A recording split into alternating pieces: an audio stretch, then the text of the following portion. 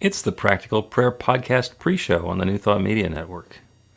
Hey. I'm Bill, that's Carol, or that's Carol and I'm Bill, depending on which side of the screen you're looking at first. And we are here to record the Practical Prayer Podcast. This is episode number 105, so which shows that we're either really good at this or we've just been failing at it for a long time. We'll see.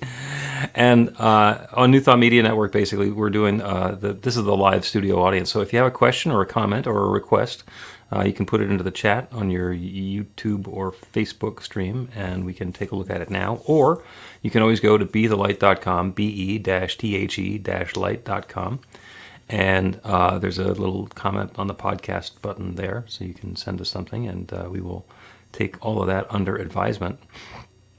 And so we're talking about just stuff. We got actually a really fun episode coming up. That was funny. When you said that, I was thinking stuff. And you said it. Just stuff. Well, Ernest Holmes used the word stuff. Yeah. He was talking about the infinite creative substance stuff. Yes. When I first read Ernest Holmes and I didn't know who the heck he was, I'm reading all this deep stuff and I was like, oh, this is really great. And he used the word stuff. I said, stuff. You use that word? You know, like, don't you deep scholars use something else? But he said stuff. I said, okay, I like it. I was doing a practical prayer once, and somebody who'd grown up with a very seriously religious family in her tradition heard me refer to God as it. And she says, yeah, that's where you had me. I'm with you. Take the patriarchy out of it. Let's go. Let's go. To me, it was just the best word to use when you can't describe whatever it is. It just was it. Yeah. It's cool with me. And if you try and use more precise words, then people think that you know what you're talking about, in which case you're then held to a much higher standard than what you actually meant. Yeah. I sometimes run into the challenge. It's not a difficulty. It is a challenge that if I say something offhandedly or without thinking it through, people will bring it back to me like hours or days or months later. They say, but you said this. It's like, I did? I didn't mean that.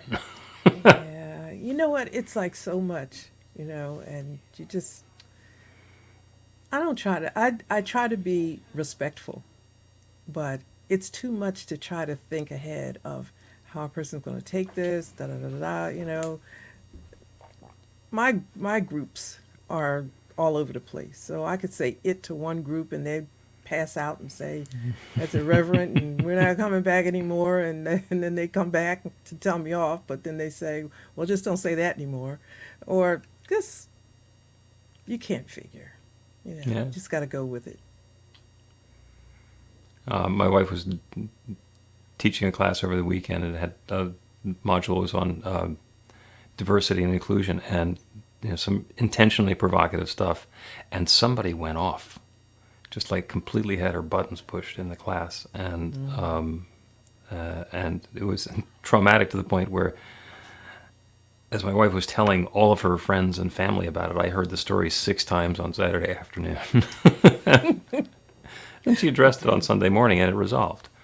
But yeah, shook her up a little bit, huh? It did. It shook everybody up. And of course, that's sometimes the point of it. It's like, if there's stuff that you haven't been thinking about, then maybe if you try thinking about it, you might think something different. You know, then that's a whole nother thing. Like, people don't think. They just take what's been told to them and keep on going with life, which I can't figure out how you do that. Well, that's not your style, that's for sure. No.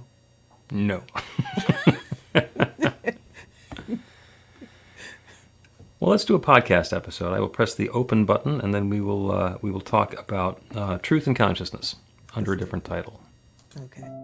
A practical prayer is a prayer that works. These discussions between Reverend Bill Marchiony and Carol Lawrence dive into the details of how it works and how to work it. Reverend Bill is a New Thought minister and the author of Practical Prayer for Real Results. Your new life begins with a new thought.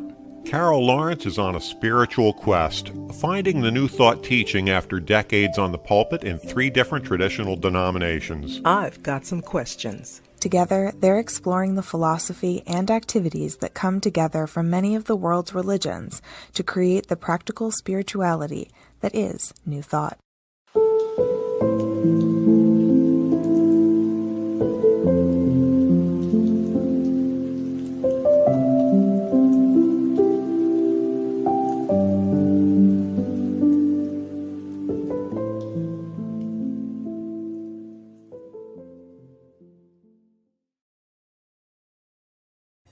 Welcome to the Practical Prayer Podcast. I'm Carol Lawrence here with Reverend Dr. Bill Marchiony. Watch your words. Watch your words. That's our topic for today, is watching our words. Ooh. And I'm going to let you describe what brought that up, and then we'll put it into the blender and mix my stuff in as well. There's no way I can go back to say how we brought that up because it came up. You know, we were talking. I'll tell you what really kicked it off. We were talking about doctors and something you were watching, and they were saying that, like, your disease, you know, your cancer, you're this, you're that. Right. And I thought, I never do that. Because if I hear people do it, I just will quietly say to myself, that's not me. That's not my disease. I don't have that. Yeah, and that was brought up. The most recent example is listening to somebody who's doing a show on health care and mental health. And as always happens when they get a doctor in there, the doctor will start talking about the symptoms or the disease in the second person. So they're talking about cancer and heart disease and your defibrillator, you know. And I don't have a defibrillator, and I don't have any of those other diseases either. But what's happening is, as people are putting that out, the folks who are listening to it are just taking the words in. It's like, okay, I'm interested in the subject matter. This guy is an expert. He's saying something, so I'm paying attention to it. And they're not realizing that they are subconsciously accepting whatever diagnosis the doctor is talking about because he's speaking about them. So now that you didn't say a lot of words, but that is a lot. Oh yeah. For somebody to even imagine that the words coming from a radio or some kind of, advertisement would have an effect on them. But it does. It really does. And I think that's how, we're acculturated that way because, advertisement and marketing, all that. It works. That's why they make so much money. And it mentioned that, I believe, in Scripture. In the beginning was the Word. The Word. The Word. And there's been more words since the beginning, but that's where it starts.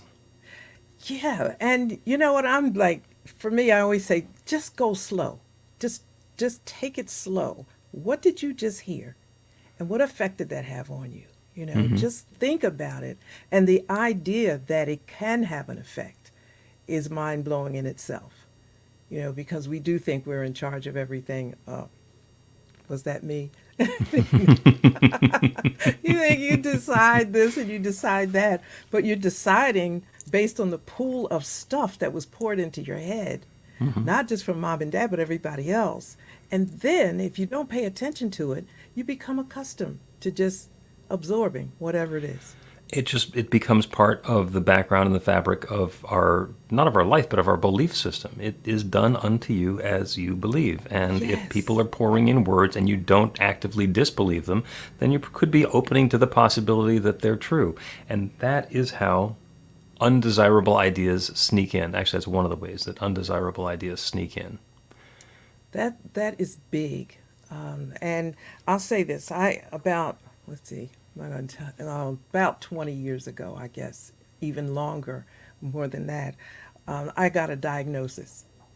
And I just accepted it because that's what you do. When you get a diagnosis, you accept it and you go on from that point. What am I supposed to do here? And I'm trotting along with this, what I was told to do. And I kept thinking, but I don't understand how I got this, right? And after I interviewed everybody in the family as far back as I could go, I said, well, why would Spirit just drop this, the universe just dropped this on me? And it dawned on me, maybe you don't have it. Maybe the doctor said that to you and you just took it. And, fast forward, I did a couple of I did a couple of things in my head and said, I don't have this. Nobody I had that I in my family, nobody that I even know. What is this? It's just something that I conjured up from something that I heard and probably caught up with me, whatever it was. I made up a whole bunch of stuff, but I said, you know what, I don't have this. Stop taking medicine, stop taking treatment, and I have been fine for 20 years. So, I'm not telling anybody not to take their medicine. Please, I'm not doing that. I'm just saying stop just accepting what comes at you because it's words, and the words have the power to make you think and do and respond to those words. Yep. It's the words and the beliefs that come about from the words and the way that we engage with the belief and the words, and it is all packed together. And yeah, by all means, if somebody's on medication and they don't want to be on medication, then the thing to not do is just stop taking the medication, because there was a long road that got to there, and just stopping gives away the entire road and all of the progress that has been made so far. However, if what somebody wants to do is get off the medication, then set the conscious intention for that, to know that there is another alternative. So it's not going to be the choice between illness and medication. It's going to be the choice between illness, medication, and health without the medication. And once we believe that, then somebody, something, some message will come along and say, yeah, it's okay to wean off the meds now. And it's, as you explained it, it's a whole picture. It doesn't just happen overnight. And it takes our part, at least for me, I'm speaking personally, I decided what I wanted. I wanted good health. I wanted to be active in ways that I whatever, the whole thing. And I'm not an expert. I didn't even really know much about all of this spiritual mind treatment or any of that at the time. I was just determined that this was not going to happen. It wasn't going to be. And they told me how things would progress, and I'm thinking, well, how do you know? How do you know? You don't even know me. No, forget you. I'm not coming back here anymore. That's an opinion. Yeah. Yes. And I don't necessarily have to subscribe to that particular opinion. Yeah. But you got to be determined to believe in something that you don't believe in, right? Challenge what you believe. Challenge your beliefs. And again, it's like words been told to you forever. Challenge all that. You don't have to take it. Yeah, there's a wonderful process that we can go through. It can be kind of time consuming, is to say, is this true? Is this true for me? And do I accept this as true for me? So, and it can be exhausting when there's some guy on the radio talking about, a terminal illness, and he keeps on talking about your illness and your diagnosis and your tumor and your this and your that, and I'm trying not to say those things now. When you have, then this is what happens to you, is to say that's not true for me. And that he's not talking about me. I don't have that. That is not something about me. And sometimes just cancel. There's no truth or power to that that's being spoken, because it's not true about me, and it's likely not true about a lot of the people who are listening to this. But it's exhausting. It can be exhausting listening to somebody on the radio who's just blathering on, casting this voodoo language, and just saying cancel, not true. So the advantage is when I'm listening to the radio, I can change channels. I can I can listen to oldies instead. That was the question I was going to ask you. Like, what's the purpose in listening to stuff if it's not relevant to you, and if you're not even sure? I just got a text today from somebody, and they were saying my heart is so heavy about such and such, and I had to read it over and over again because I was trying to figure out the thing that was causing their heart to be heavy. What the heck did that have to do with them? Right. Like, why are you even reading this? Why are you considering? Don't just turn it off. Yep. You don't need. Lighten up thy heart. Yeah, but I had to find a nicer way to say it because it could sound a little harsh. When my daughter was in high school and in this teaching and completely understood the power of words, and we had this conversation about people casting voodoo language on us, and I mean, when by the time she was 10, we'd been through the 4 agreements on numerous occasions. Be impeccable with your word.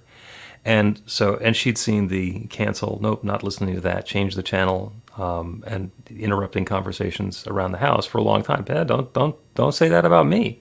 Mm. And she's in high school, and the teachers start doing that.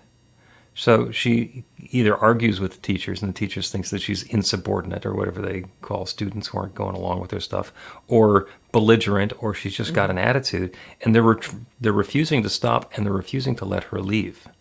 So that is the most challenging situation. We have to sit there and listen to it.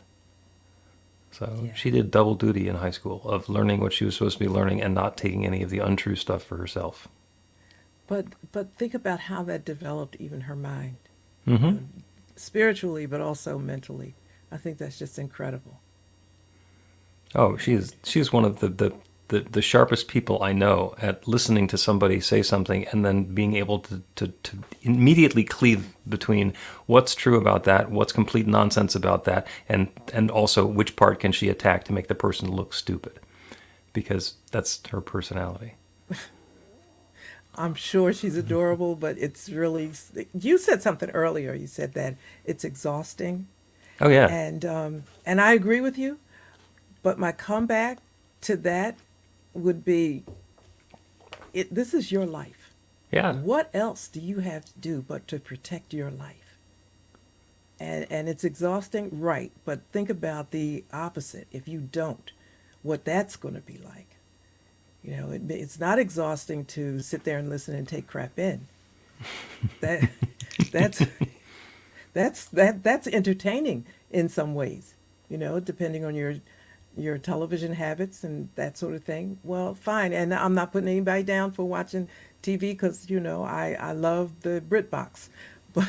But you got to be on top of what's going in.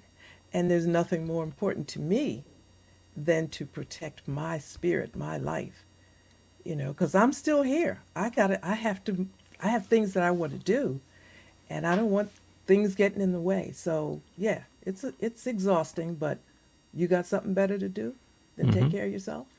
Yeah, and sometimes we were planning on using our time and our energy for something different, but self-care and self-protection comes up. And there have been times when we've been in class, with students who are studying consciousness and truth principles and all of this, the prayer and awareness.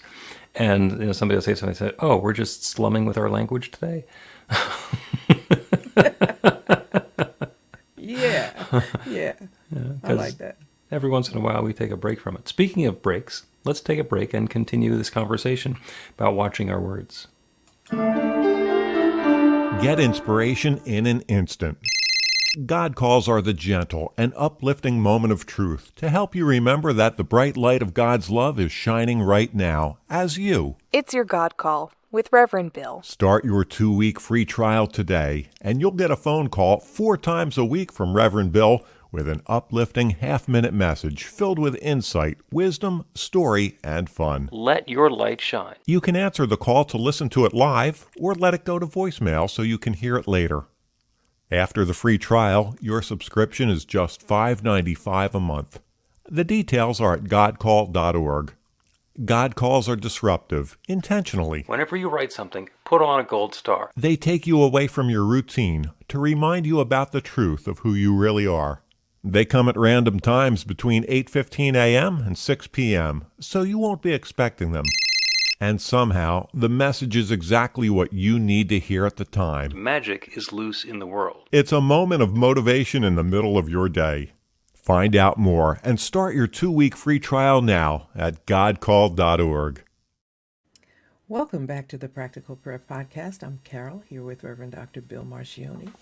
We're talking about watching our words, which is easier to do when it's really cold outside because they come out and there's a fog. You're right. Okay. But that's not what I meant. Also smokers, but that also isn't what we meant. If in fact your words were creative, in fact they had the power to create your next experience, would you pay more attention to them than you have been paying up until now? I would, of course. Well, yeah.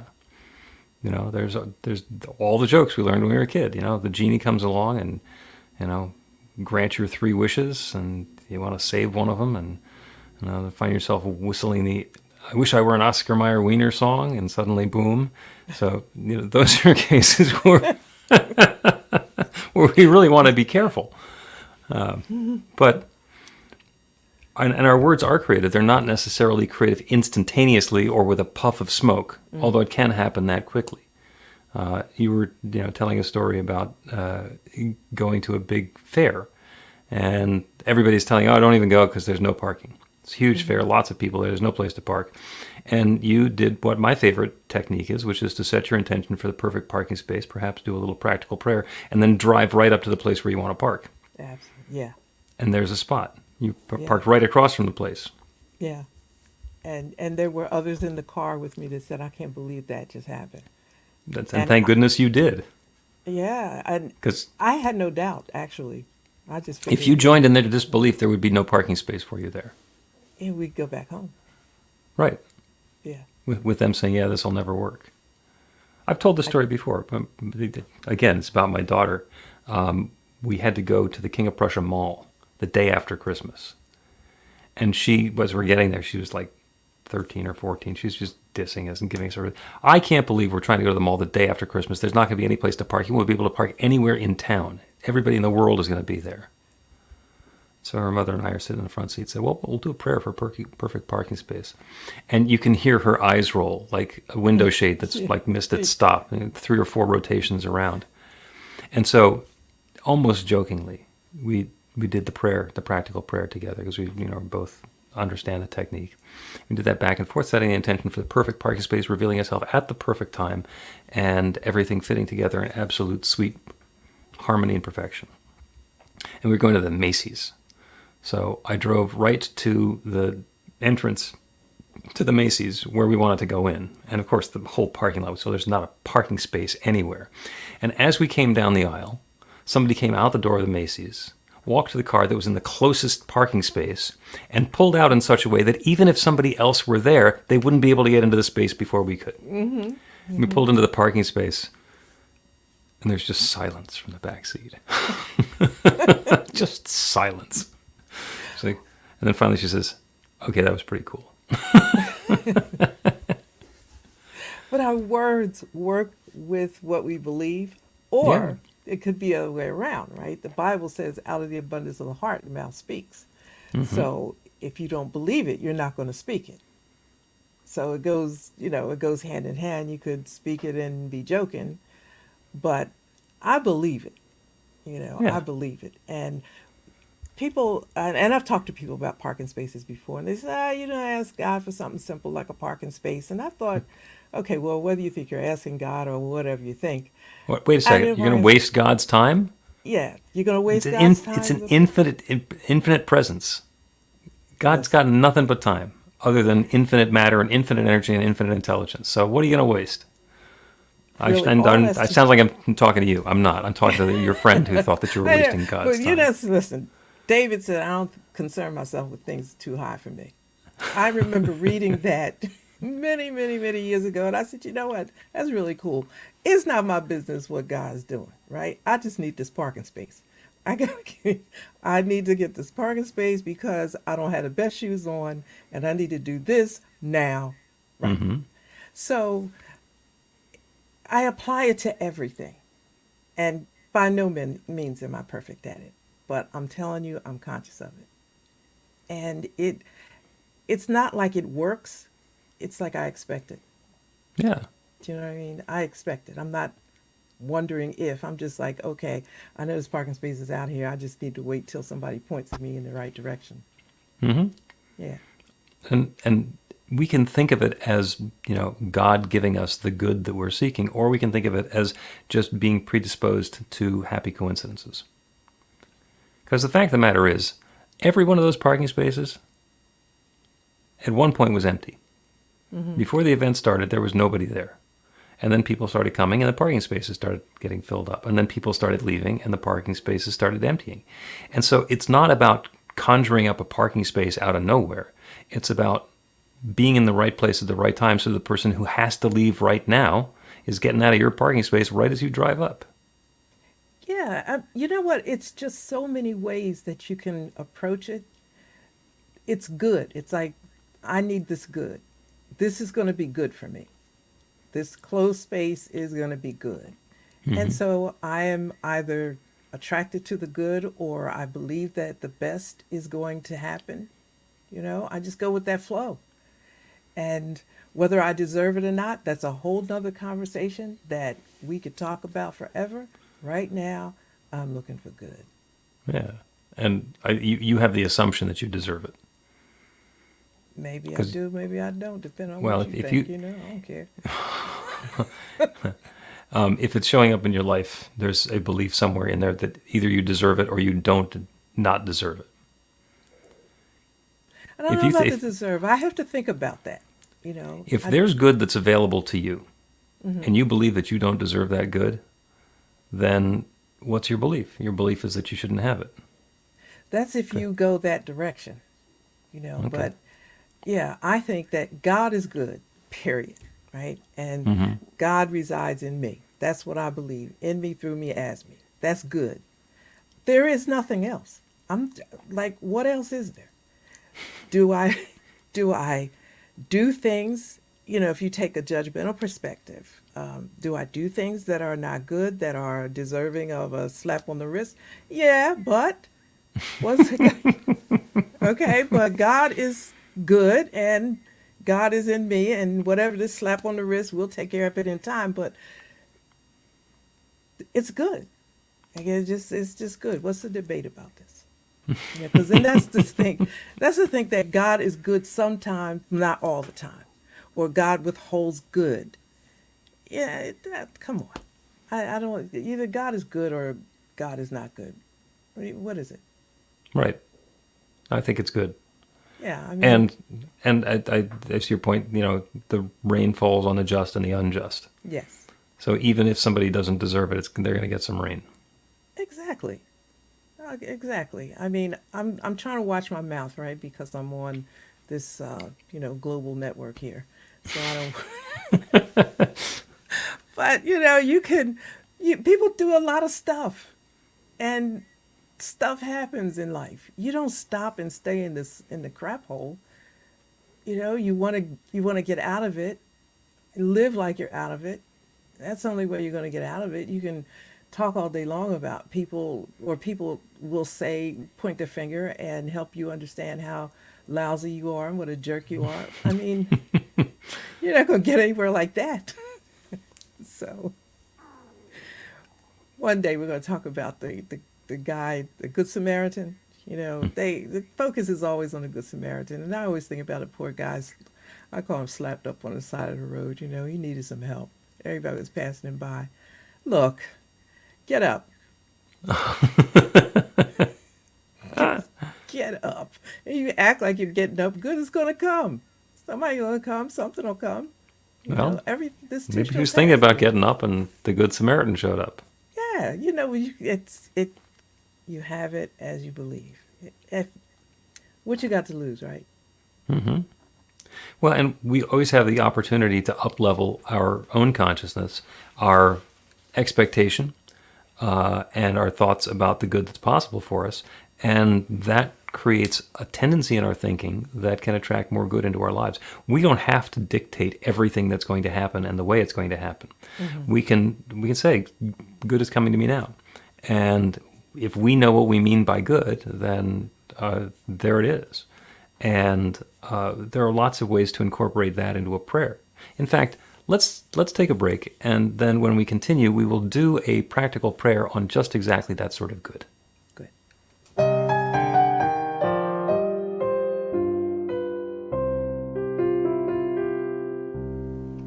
Are you ready to get results? Now, that's not a rhetorical question. Are you ready to get results? RUR2GR. That's actually the abbreviation for the steps in a practical prayer.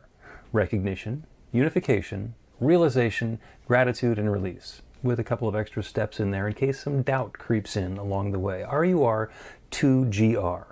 This class is about the prayer technique that's common to all of the spiritual practices and religions in the most effective prayers that they have. And by effective, I mean that the prayer works. It actually creates a change in the experience of the person doing the prayer. It gets a result.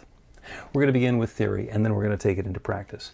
By the end of the class, you will have your very own practical prayer that will help create transformation in your life.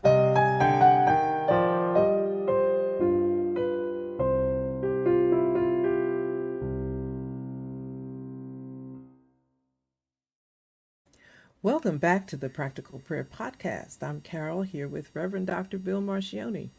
We're having a wonderful conversation about our words and watching our words and the way that our consciousness invites in the experience that we're having next.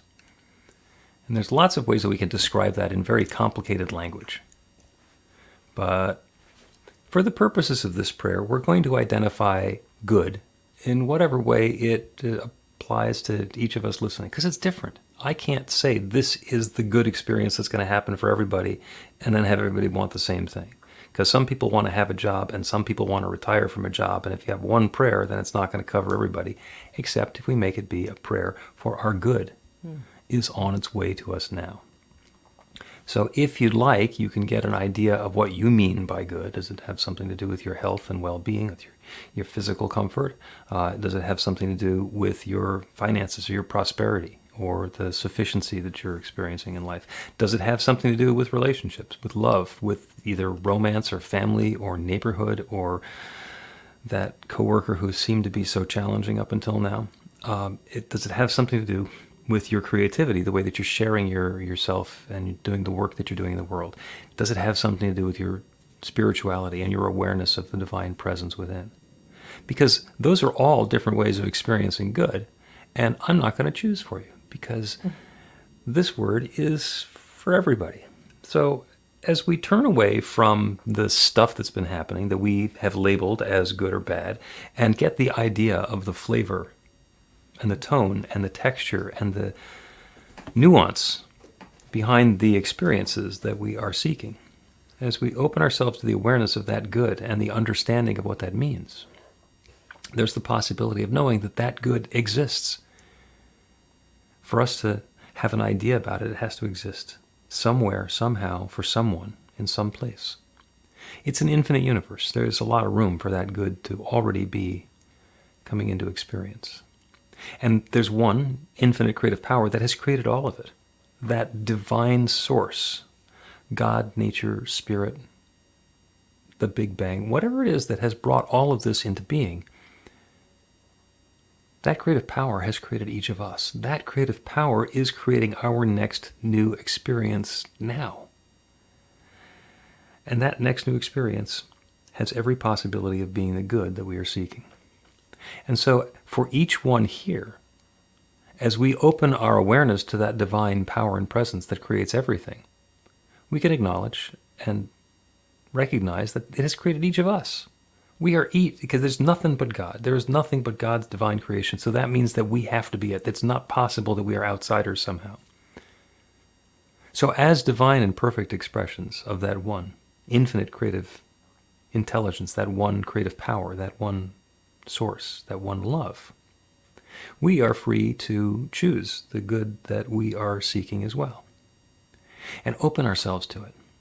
I know that each one is inviting in that experience of the good that we are seeking and dispensing with any thought or notion that it's not available to us.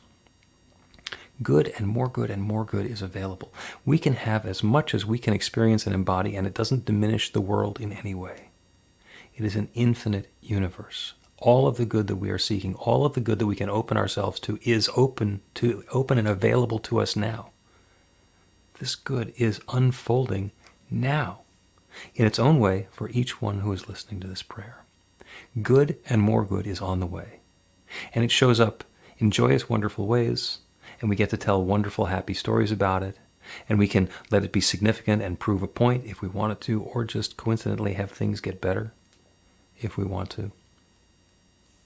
And that infinite creative power that creates everything is creating this. I'm so grateful for it. I'm grateful to know that this process is underway. I'm so grateful to be aware of this infinite potential and be able to tap into it in this powerful way. I'm grateful for the stories that we get to tell. I'm grateful for the joy and happiness and connection, the health and vitality and well-being, the prosperity, the love, the creativity, the spirituality that comes about from it. And so with gratitude for all of this good and more, I speak this word, this creative word, and I release it into that creative law that creates everything. And I know without question whatsoever that it is now creating this. And so I let it be. And so it is. The Practical Prayer Podcast with Reverend Bill Marchiony and Carol Lawrence is a production of BeTheLight.com, be-the-light.com, where you can find more information about practical prayer for real results. Our theme is by Music of Wisdom. You can learn about the spiritual community of New Thought Philadelphia with daily guided meditations, Weekly celebrations of spirit, and Reverend Bill's classes in practical spirituality at newthoughtphilly.org.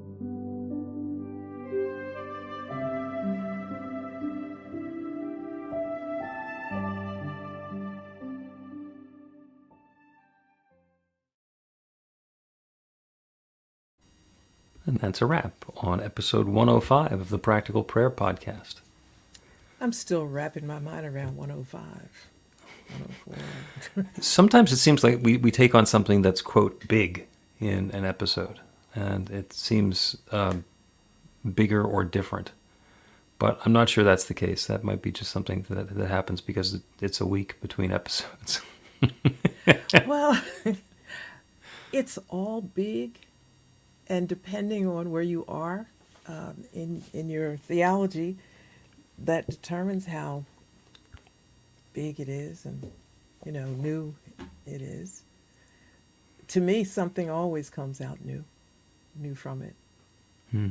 So I was listening to, as a matter of fact, somebody pointed out to me the intro, and it said that Carol is on a spiritual quest in New Thought, and something, you know what it says. Yeah, And Carol he Lawrence said- is on a spiritual quest. Yeah, and then I come in and say I have some questions, and the person, is very pro Carol. Right? Why do they keep saying that you're on this spiritual quest, like you are, da da da da, and and I said, you know what, I will forever be on this spiritual quest. You never find, and I will always have questions. And some days I have more questions than others. It depends on what's going on that day. But I will always be, because I keep finding out new things. And you can tell I probably just something came to my mind very recently. And it's what makes it so worth it. Because when Yeah. you think you know it all and you got a lock on it, well, then how do you explain that crap that's going on?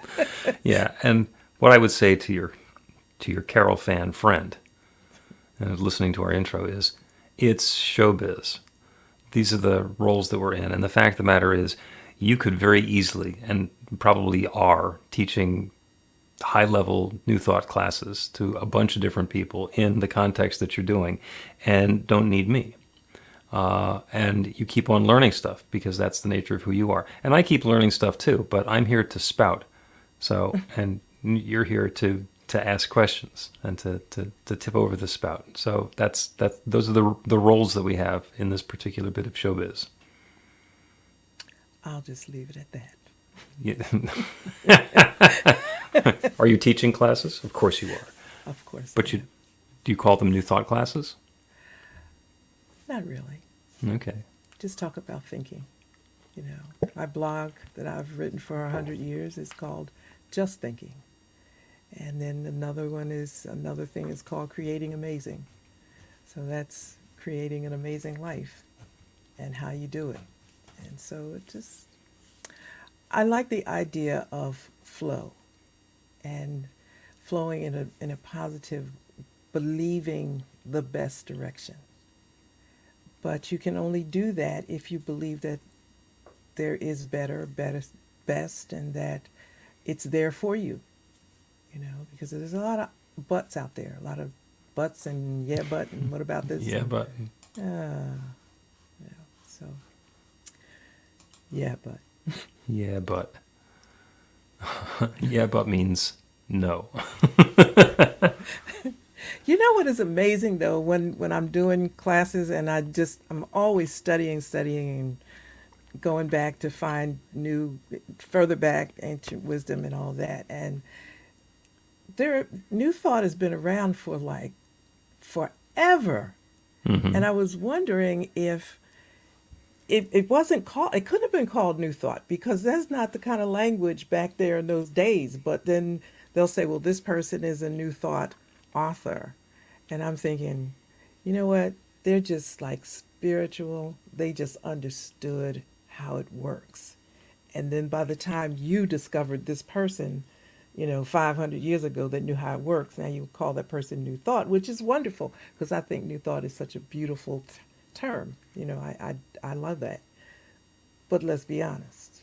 If I say this is it, you're going to think that new thought is just one thing and you can accept it or reject it.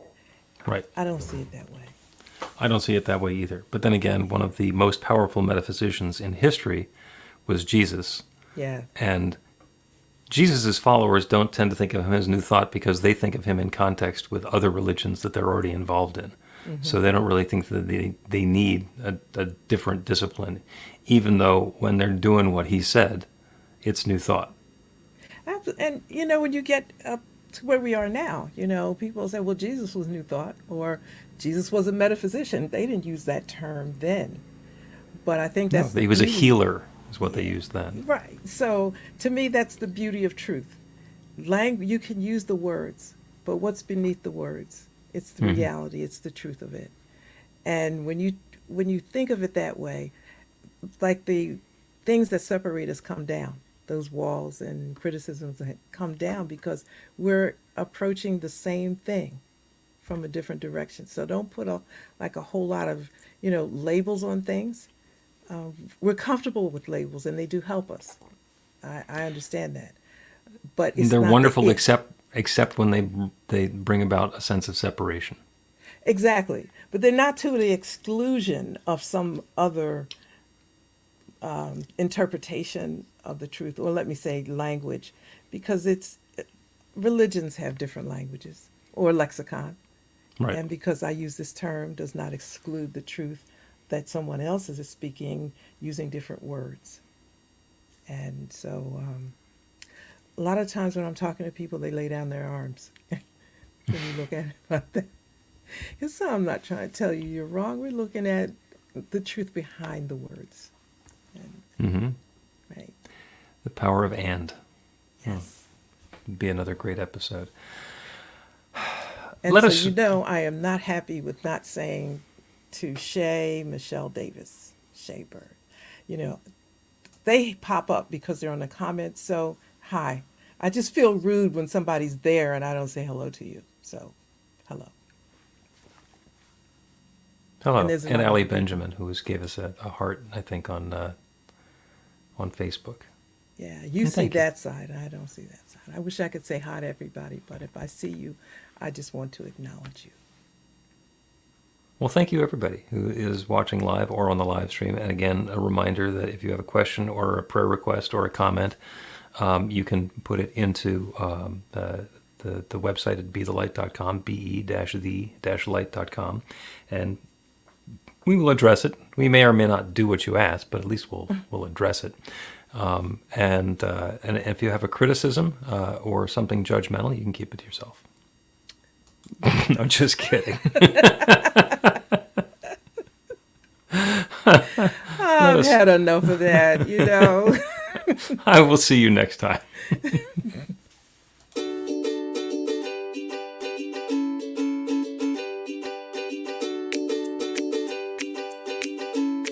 Thank you, Center for Spiritual Living Denver, for your continued support. Thank you, Center for Spiritual Living Midtown Atlanta, for your monthly contribution. Thank you, Center for Spiritual Living North Jersey, for your monthly contribution. And please help us welcome Om Center for Spiritual Living in La Mesa, California. Thank you for your monthly donation. Thank you Center for Spiritual Living Seattle for your most generous donation.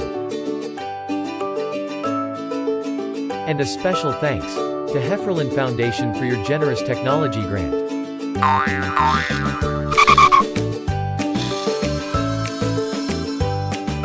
And Suze Ajit, thank you for your very generous donation.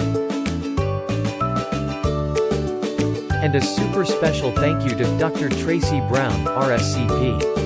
Thanks for being a super donor. And a big shout out to all our committed donors.